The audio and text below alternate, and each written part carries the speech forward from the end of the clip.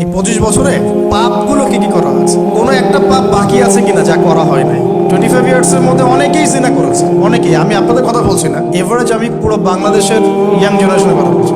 25 বছরের ইয়াং এই প্রজন্মটা, এই লেটেস্ট যে প্রজন্মটা, এদের অনেকেই জেনা করেছে, বিবাহ বহির্ভূত সম্পর্ক। এবং আমরা এখন জেনাকে অনেক সময় উস্কেও দিই, আমরা অনেক সময় এটাকে প্রমোটও করি, আমরা এটাকে ফ্যাশনও মনে করি। আমাদের ঢাকায় মানুষ বলে যে তোর গার্লফ্রেন্ড নাই, এটাই এটাই এটাই হচ্ছে ওদের কাছে অবাক করা বিষয়। সবাই ঘুরে, ঈদের দিন তুই ঘুরতে পারিস না? আমাদের ফ্যামিলির মধ্যে একজন বলতেছে তার মেয়েকে, সবাই ঈদের দিনে বাইরে যায়, তুই যেতে পারিস না? ঢাকায় এভাবে কথা। আমরা এটাই ফ্যাশন, মানে আমরা জেনাকে উস্কেও দিচ্ছি। তার মানে 25 বছর আমরা অনেকে জেনাও করেছি। মাদকের সাথে সম্পৃক্ত কত কত পার্সেন্ট ইয়াং জেনারেশন আমাদের দেশে? ক্যালকুলেট করেন, আপনি গুগল করেন, দেখেন কত পার্সেন্ট আমাদের দেশে মাদক সেবন করে। ইভেন এখন কিশোর গ্যাং বের হয়েছে, কিশোর গ্যাংয়ে অনেক যুবকরা যায়, অনেকে রাস্তাঘাটে মারামারি করে, অনেকে পলিটিক্যাল দলাদলির মধ্যেও আছেন অনেকেই, এবং এখানে ভাই ভাইয়ের রক্ত ঝরাই। উভয় মুসলিম, কিন্তু উভয় মুসলিম, জুমার দিন একসাথে নামাজ পড়ে। তাহলে এটা কোন দর্শন যেটা আমার ভাইকে শত্রু বানিয়ে দিল, আর পশ্চিমারা গাছের আড়ালে বসে বসে আসছে? মানে এই দর্শনগুলো তো ওরাই দিয়েছে। তো 25 বছরের পাপগুলো একটু ক্যালকুলেট করি। প্রিয় দিনী বোন, একটু হিসাব করবেন যে 25 বছর আপনি কতদিন পর্দা করেছেন, কত 25,000 মানুষ আপনার চেহারা দেখেছে কিনা। এই 25 বছরে কত হাজার মানুষ আপনার চেহারা দেখেছে। আর ছেলেরা আপনাকে দেখলে কখনো চেহারা স্রোত দেখে?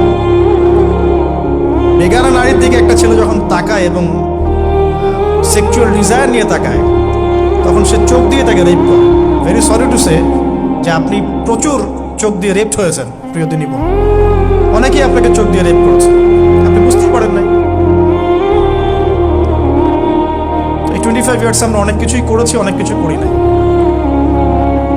এখন একটু আজকে সাদা একটা কাগজ নিয়ে আমরা একটা হিসাব করব যে আমরা 25 বছরে কি কি করেছি, কি কি করি নাই, কি কি পাপ করেছি, কি কি করি নাই, কি কি পুণ্য করেছি, কি কি করি নাই।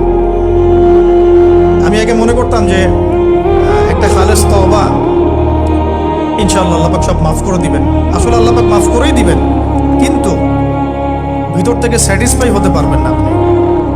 এখন যদি আপনি এখান থেকে আমার এই লেকচারটা শুনে আল্লাহর ওলি হয়ে যান এবং আপনি বড় মুহাদ্দিস, মুফতি, দিনের বড় দায়ী ইলাল্লাহ, বড় পলিটিশিয়ান, বড় ইঞ্জিনিয়ার, মানে যারা ওয়ার্ল্ডকে ইসলাম স্ট্যাবলিশমেন্টের দিকে নেতৃত্ব দিচ্ছেন, এমনও মানুষ যদি আপনি হয়ে যান, আপনি এই 25 বছরের ঋণটা শোধ করতে পারবেন না। এই 25 বছরের ঋণ আপনাকে প্রতিনিয়তই ভিতরে ধুকিয়ে মারবে। এটা আমাদেরকেও মারে ভিতর থেকে, যে আমরা যদি আগে থেকে বিষয়গুলো বুঝতাম, যদি আরও আগে থেকে স্টাডি করতে পারতাম, আরও বেশি যদি আমি আলেমন আমার সাথে মিশতে পারতাম, আরও যদি বেশি গভীরে যেতে পারতাম, তাহলে কতই না ভালো হতো। আমি আশা করি কথাগুলো আপনাদের কলেজায় পৌঁছাবে ইনশাআল্লাহ। এখন লাইফের এটা সবচেয়ে ভাইটাল পার্ট। এই সম্পর্কে আমি জাস্ট 2টা হাদিস বলে আস্তে আস্তে কনক্লুশনের দিকে যাচ্ছি। নবী সাল্লাল্লাহু আলাইহি ওয়াসাল্লাম বলছেন যে 7 শ্রেণীর মানুষকে আল্লাহ পাক কিয়ামতের দিনে আরশের ছায়া দিবেন। কত শ্রেণী ভাই? তার মধ্যে সেকেন্ড শ্রেণীটা হচ্ছে সেই যুবক নাশা ফি ইবাদাতিল্লাহি তাআলা, যে আল্লাহ পাকের ইবাদতে তার যৌবনকালটা কাটিয়ে দিয়েছে। এখনো বাকি আছে আপনার সামনে। যৌবনকাল কতটুকু? হয়তো 15 to 40। তার মানে এখনো 40 বা 50 বছর পর্যন্ত আপনার যৌবন টিকে থাকবে ইনশাআল্লাহ, যদিও এই যুগে থাকে না আর কি। আমরা তো ফ্যান্টাসিতে ভুগি অনেক সময়, 4টা বিয়ে। বাস্তবতা হচ্ছে এই যুগে একটাই ডিফিকাল্ট। একজনকে সন্তুষ্ট করে কি ডিফিকাল্ট।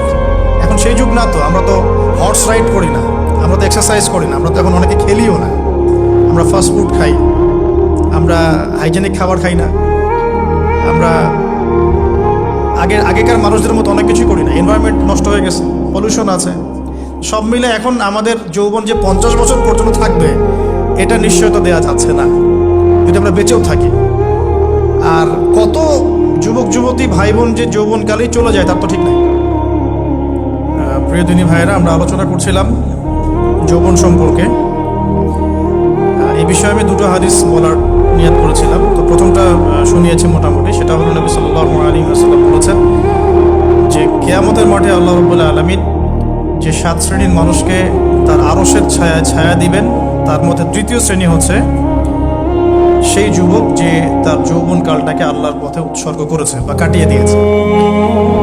আরেকটা হাদিস যেটা বলতে চাচ্ছিলাম সেটা হলো, কিয়ামতের মাঠে 5টা প্রশ্ন হবে, স্পেশাল 5টা প্রশ্ন, যে 5টা প্রশ্নের উত্তর না দেওয়া পর্যন্ত কাউকে ছাড়া হবে না। তার মধ্যে প্রথম প্রশ্নটাই হচ্ছে তোমার জীবন কোন কাজে কাটিয়েছো, এবং দ্বিতীয় প্রশ্ন হচ্ছে তোমার যৌবন কোন কাজে কাটিয়েছো। সো আমি বলছিলাম আপনাদেরকে যে যৌবনকালটাকে যদি আমরা আল্লাহর পথে কাটাতে পারি, ইনশাআল্লাহ তাআলা আমাদের এই যে উদ্দেশ্যটা, নিজেরা দিন পালন করব, নিজের পরিবারের মধ্যে প্রতিষ্ঠা করব, আমাদের সমাজে দিন ইসলামের দাওয়াতি কাজ করব, যেখানেই থাকি সৎ থাকবো, একদিন ইনশাআল্লাহ দিন আবার বিজয়ী হবে, এই যে স্বপ্নগুলো, এগুলো বাস্তবায়িত হবে ইনশাআল্লাহ তখনই যখন আমরা নিজেরা পরিবর্তিত হয়ে সমাজের জন্য ভালো কিছু বয়ে নিয়ে আসবো ইনশাআল্লাহ। আমি জাস্ট কয়েকটা পয়েন্ট আপনাদের সাথে একটু শেয়ার করে শেষ করে দেবো যে এখন থেকে কিভাবে আপনারা বা আমরা আমাদের যৌবনটাকে আল্লাহর পথে কাটাতে পারি।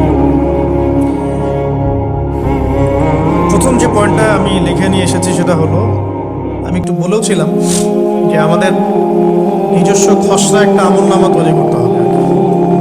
আজকে আমরা সেটা করতে পারি বাসায় গিয়ে, যে আমরা যদি আমাদের গড় আয়ু হয় 60 বছর, তাহলে আমরা এখন কতটুকু সময় পেতে পারি, আর এই সময়টুকুর মধ্যে আমাদের টার্গেট কি, আমরা আসলে কি চাচ্ছি, কি অ্যাচিভ করতে চাই, যা চলে গেছে এই সময়টুকুর মধ্যে আমরা কিভাবে আল্লাহর রহমত পাবো, ক্ষমা পাবো কিভাবে। যা চলে গেছে এর মধ্যে অনেক নামাজ কাজা থাকতে পারে, রোজা কাজা থাকতে পারে। অনেক সময় এমন হতে পারে যে আমরা অন্যের হক নষ্ট করছি। প্রথম যে কাজটা করা উচিত সেটা হলো খালেস তওবা।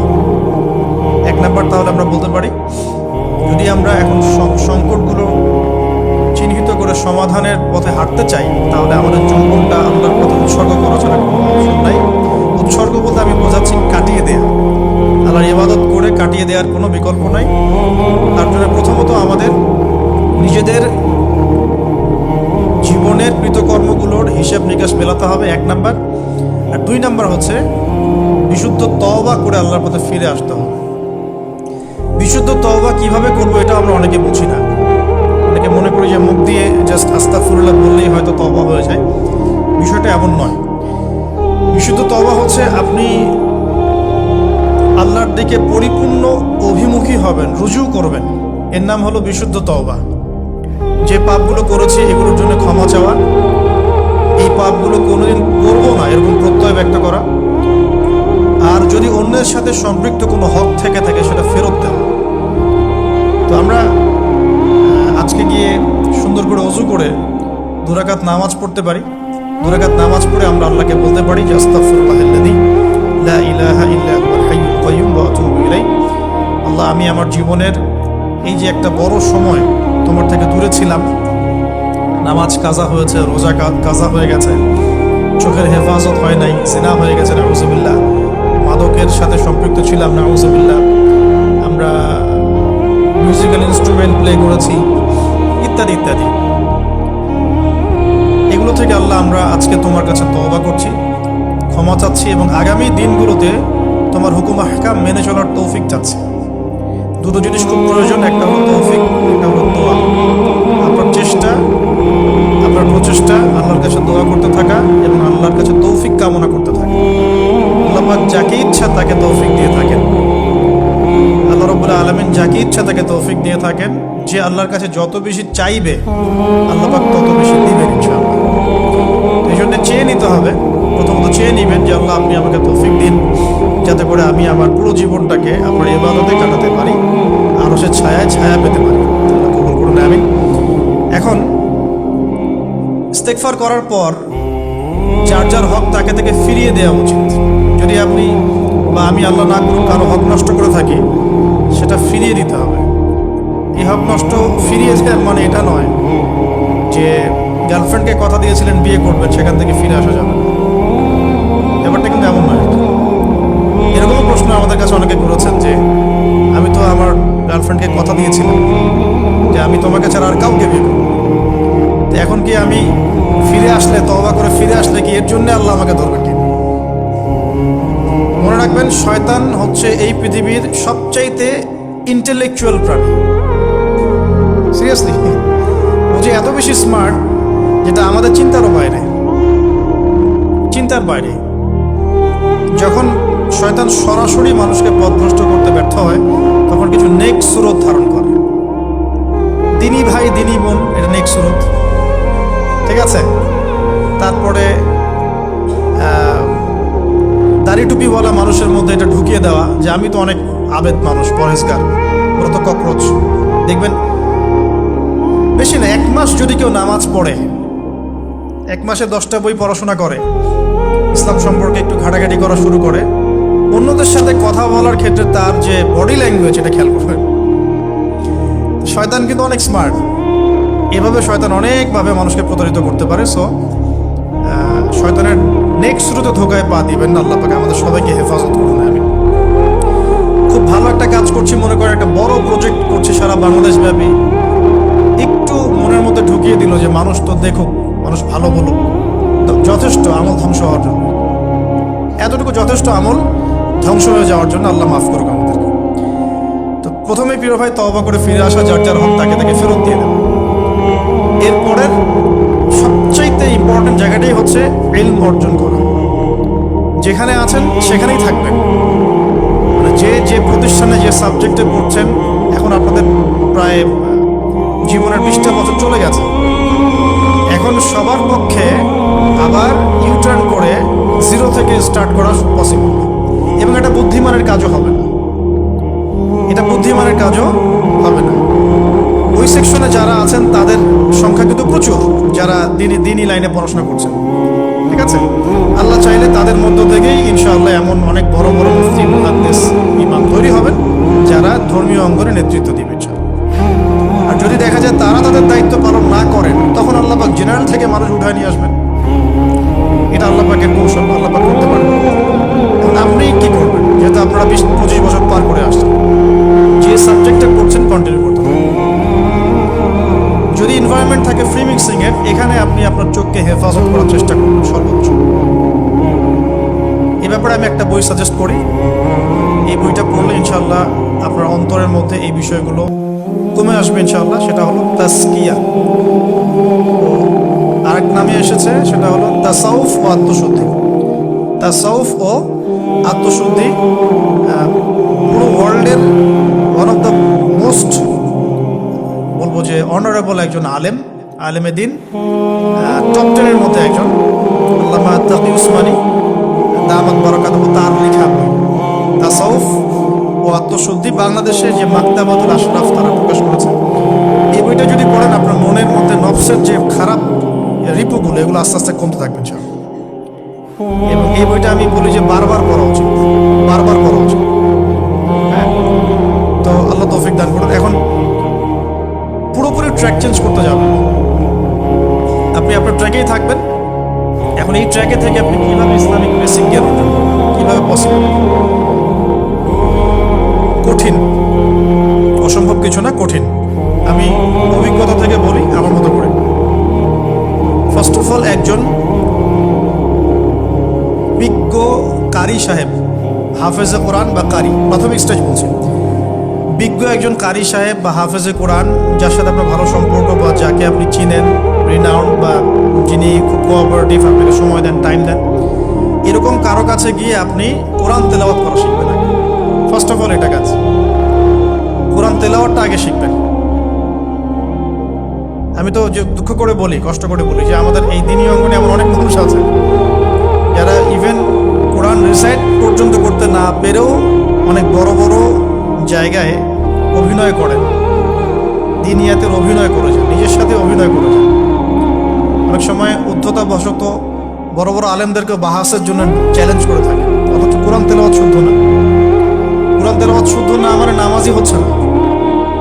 কোরআন তেলাওয়াত শুদ্ধ না মানে কি? নামাজ হচ্ছে না। কবুল করার মালিক তো আল্লাহ, শর্ত তো এটা। কবুল করার মালিক তো আল্লাহ। আল্লাহ পাক চাইলে কেউ এক ওয়াক্ত নামাজ না পড়লেও তওবা করে ফিরে আসছে মওতের আগে, হয়তো আমরা জানি না, আল্লাহ মাফ করে দিয়েছেন, হতে পারে না? এটা তো শর্ত। কোরআন তেলাওয়াত তাজবিদের সাথে শিখতে হবে।